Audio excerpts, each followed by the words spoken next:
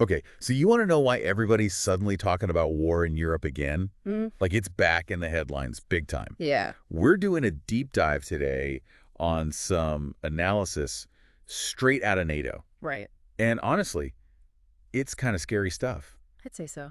We're talking about a level of conflict that most people thought we were past, like it was history. Right, out of the history books. Exactly. Yeah. So that's what we're going to unpack is how real is this threat? What would it actually look like, not just for Europe, for the whole world? Right. And then like, what does it mean for you listening right now? Exactly, the big questions. Big questions, yeah. Huge ones. Huge. Well, maybe we should start with the statement that really kicked this whole thing off. Okay. War is back on the European continent. Pretty heavy, right? Yeah, that's intense. And these aren't just the words of, like, some random person on the internet. This is Admiral Rob Bauer, Wow. chair of NATO's military committee. So like the top military advice guy. Exactly, the guy advising the whole alliance on military strategy. Man, that's chilling. It is. What gets me, though, is that he's not just saying like, hey, be worried. He's saying, we got to totally change our mindset. Yeah, like a 180-degree turn. Right. We've been in this mode of like careful planning, efficiency, making sure everything runs smoothly. Right, assuming stability. Yeah. And he's saying, chuck that out the window because anything can happen at any time. Yeah, he's saying that era is over. So like, what's making them think that? What's changed? Well, a lot of things, honestly, we've seen countries getting more aggressive militarily. Yeah. Diplomacy's kind of gone out the window, and the lines between like traditional warfare and this new hybrid warfare are getting blurry. So basically all the old rules are useless now. Pretty much. Wow. Yeah, and this new reality, it's got some serious implications. Right. Like he's not just telling governments to freak out. Nope. He's telling businesses to get ready for war, too. Absolutely full-on wartime scenarios. Adjusting production lines, supply chains, like the whole shebang. The whole nine. So paint me a picture. What does that even look like? Okay, so imagine essential stuff suddenly becomes scarce. Factories get disrupted, trade routes shut down. We're not just talking about tanks and soldiers anymore. We're talking about your everyday life, like what's on the shelves at the grocery store, what things cost, even like keeping your job. Yeah, that's a lot to process. It is. Okay, so the economy could go haywire. That's clear. Yeah. But what about like actual preparedness on the ground? I mean, in the stuff we read, there was this big difference between Eastern and Western Europe. Huge. Like Finland, they've got over 50,000 bomb shelters. Yeah, they're ready. And then a lot of Western Europe has basically nothing like that. Not even close. Because like they're living on different planets. It really is. So why is that? Like, is Western Europe just naive?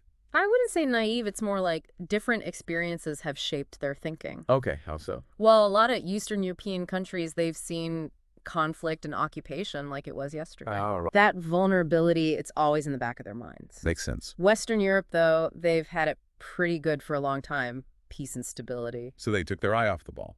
It's not that simple. They've been focused on different threats like terrorism and cyber attacks. Ah, I see. So they just had different priorities. Exactly. But this whole situation is making them rethink things. Big time. Big time. And then there's the elephant in the room, the nuclear threat. Right. Yeah, forget about that. The thing that really freaked me out was Russia changing their nuclear doctrine. Yeah, that was a huge deal. It's not just about retaliation anymore. Like if they get nuked, they nuke back. Right, the old mutually assured destruction. Yeah, exactly. But now they're saying they might use nukes even if they just get attacked with regular weapons. A conventional attack. Right. That changes the whole game. Completely. So is this like a real threat, or are they just trying to scare everyone? That's the million-dollar question. Right. Like, is Putin actually crazy enough to use nukes? Well, nobody knows for sure, but there are a lot of different opinions out there. Like what? Some people think it's a bluff. Like Russia's military isn't as strong as it used to be, so they're trying to compensate with scary talk.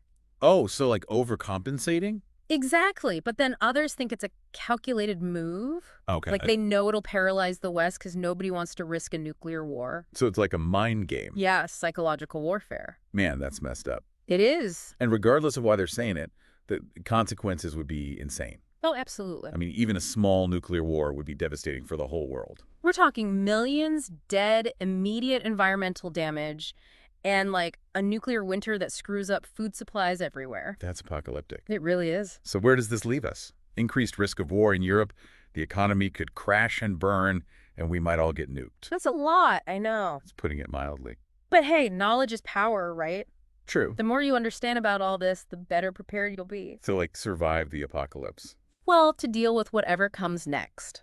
Okay, that makes sense. And that brings us back to you listening right now. Ooh, getting personal.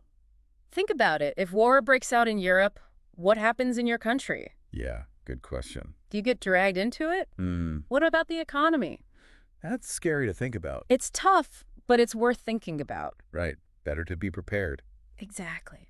Well, this has been a pretty intense deep dive. Yeah, Any final thoughts? Yeah, don't just take our word for it, you know? Do your own research. Exactly. Keep reading, stay informed, and most importantly, think for yourself. Be critical. Exactly. There's a lot at stake here, and we all have a part to play in figuring out what happens next. Deep.